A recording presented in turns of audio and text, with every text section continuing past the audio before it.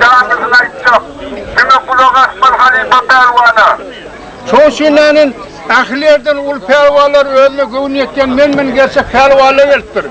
Çoğuşin aralarına adalılık bolmar yani. Hem kişi denglik bolar yani. Finali deyilip masada gelip otu yaşullah.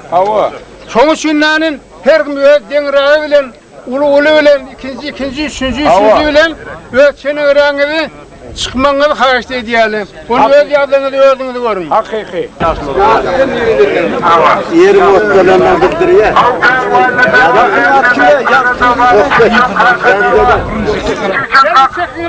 Çekiminden uzatılacaklar. Yok. Ne yatı çekmiyor? Hadi verin çekimini. Hani yazın kim diyeyim ya. Sen anlama. Geldim ben aldım. Gel yazın nereden?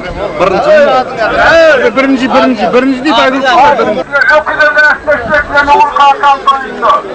Burası yani. Basma.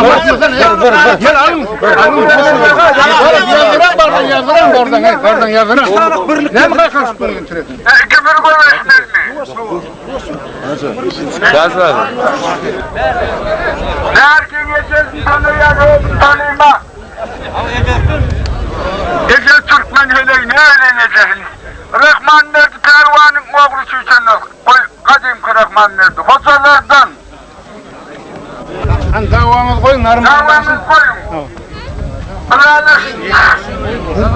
Niye de konuşmak için o nerede? Ahmet'in Berk koyver kalkı Pervan'ı. Gerisine kalkı koyver.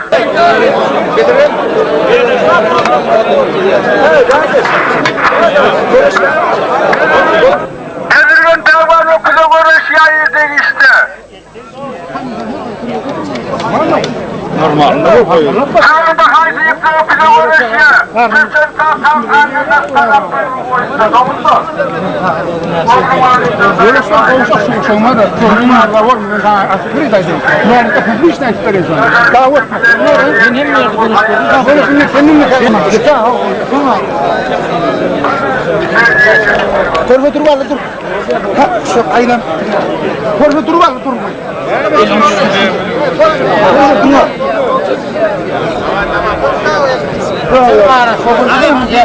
Orada bornu battı.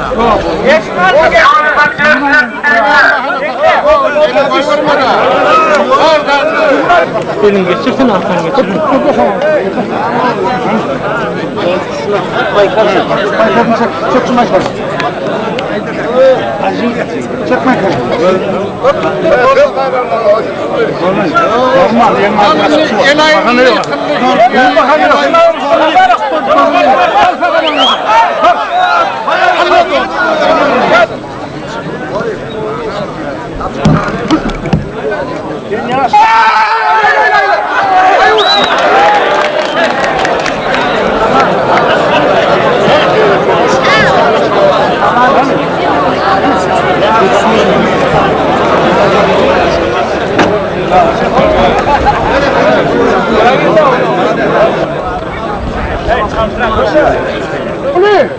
Yıkana bir yakın, yıkılanı da bir bağ koyun, semiz koyun.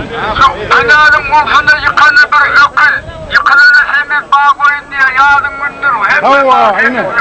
Birinin bağrını koyun, birinin ökül. Tamam.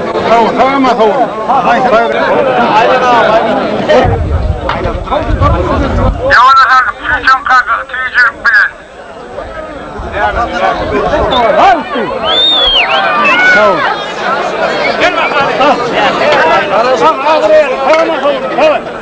Hayır dedim oğlum. Hayır koyayım. Alın.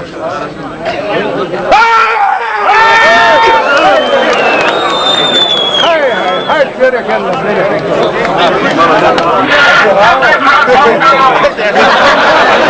Böyle ayrı. Böyle.